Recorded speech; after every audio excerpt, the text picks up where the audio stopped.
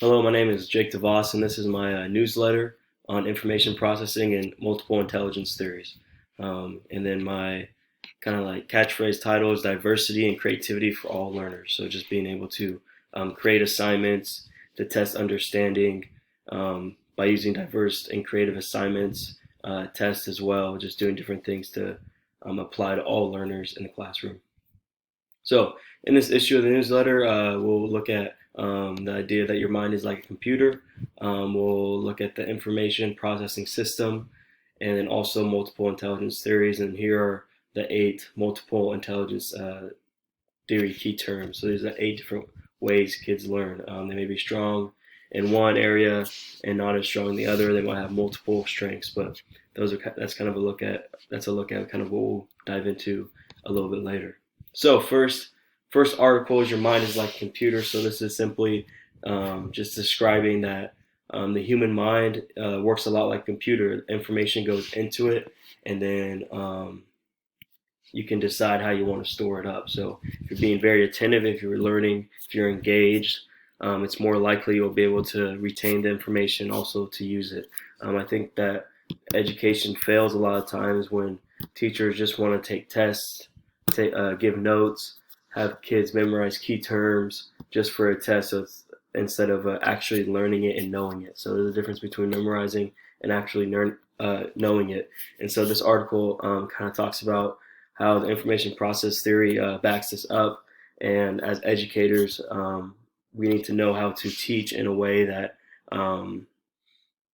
allows students to focus, not to overwhelm or, in computer terms, overload the hard drive, to overload, to put so much information that you're not able to use it, right? So I think that's where education fails a lot. This article also talks about the goal of creating a lesson, creating tests that not only students can use to pass the test, but they can use later on, that they could bring up a history conversation, or they can realize that something is misspelled or an incorrect format as they get older. In addition, it is important to know key terms, places, and people, and that stuff can also transition to something that you can know for long term.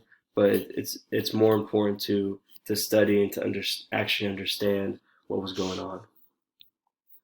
Next article, information processing system. So this is kind of just describes how information is processed in the human mind, and also how important it is for students to not feel overwhelmed, but to kind of feel like they have control and they're able to own their own education.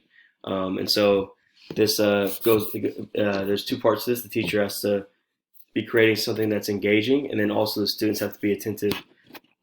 And so the two different processings we look at is parallel processing and serial processing. So serial processing is this idea that one concept must be understood before moving on.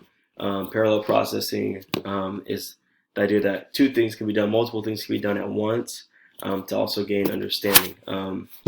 I would say this isn't limited to either or. I think that a good teacher will implement both ways into a classroom. And so I think it's important that the goal of learning is always um, to make sure that students actually understand and they can use the information, they can store it up, and they can be effective. Because it's always funny when you hear someone say, "Oh, I remember learning about that in school." It's like, well, tell me more about it. And then they're not able to do that because they just remember the name. They don't remember like what that person did in history, or what that scientific term means, or that function in math is. So I remember what that is, but I couldn't do it if you put it in front of me. So the goal is to have students to remember you, to remember um, kind of what you taught. And so it's important to teach it in a way that it's memorable. And the final article is multiple intelligence theory. So this one I really enjoyed reading about this one because the school I taught at recently, they really promoted this. They really put emphasis on making sure like your assignments are diverse. So I learned in my first year, and I was blessed to have a great support staff. But of making my assignments diverse, doing different things, but still doing tests, still doing notes, doing videos, doing multimedia assignments, doing group assignments, doing art projects, doing review games, presentations. My class did it all. Nothing was ever the same kind of assignment. I tried to mix it up the best I could to make sure that I could check understanding, and it could be different for other kids. So you would see some kids excel at certain assignments, and some of them not do well at some. So it's just a balance. It's not intended to be more work or harder. It's just intended to be able to connect with your entire students. So this goes down to learning about your students. You must be able to know about your students to know how they learn. So I believe that as a teacher, we have to be diverse. We have to be creative. We have to be proactive in our teaching and coming up with new ideas and always learning ourselves in order to reach them. The kids are going to remember how we taught them, how we reached them, and how we're different from other teachers. So it's important to stand out in that way. And then my picture here it says one way, but then it has it crossed out because there's not one way of teaching. I believe years ago that was probably the idea that it was reading,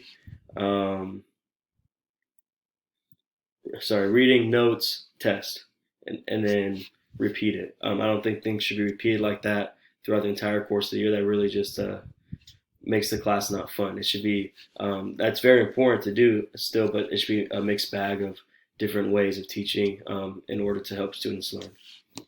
Thank you.